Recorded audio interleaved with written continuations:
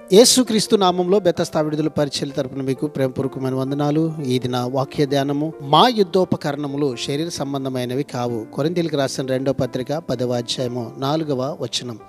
సత్యానికి అసత్యానికి అంటే దేవుడు వెల్లడించిన దానికి మనుషులు కల్పించిన దానికి మధ్య జరిగే యుద్ధాన్ని పౌలు ఇక్కడ వ్రాస్తూ ఉన్నాడు. క్రీస్తు సత్యాన్ని నాశనం చేయడమే లోకానికి ఉన్న ఉద్దేశం. దేవుని నిజ సేవకుల ఉద్దేశం మాత్రం అసత్యాలను అబద్ధాలను నాశనం చేసి మనుషుల తలంపులను క్రీస్తుకు విధేయులయ్యేలా చేయడమే. క్రీస్తు సేవకులు ఆయుధాలు లోకం ఉపయోగించే ఆయుధాల వంటివి కావు.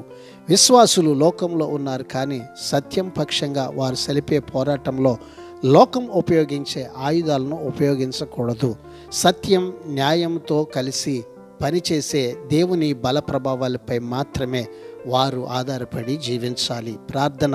మహాగణుడా, మహోన్నతుడా, జీవాధిపతి, మా మంచి యేసయ్య, నీ మహాకృపను బట్టి ప్రేమించి మరొక నూతన దినాన్ని మాకు ఇచ్చినందుకు నీకు వందనాలు, స్తోత్రాలు చెల్లిస్తూ ఈ భూమి మీద మీరు మాకిచ్చినటువంటి కృపను బట్టి ప్రభువా, ఈ జీవన యాత్రలో సత్యమును న్యాయమును వెంబడిస్తూ నీ బలము చేత మేము ప్రభావితమై నీ నామానికి మహిమకరంగా ప్రభువా ఈ లోకంలో నీ పక్షంగా నిలబడేటువంటి కృపను ఈ దినమున నీ ప్రజలమైనటువంటి ఇదిగో ప్రభువా మాకందరికీ మీరు దయచేయమని యేసు ప్రశస్త నామములో ప్రార్థించి అడిగి వేడుకుంటున్నాము తండ్రి.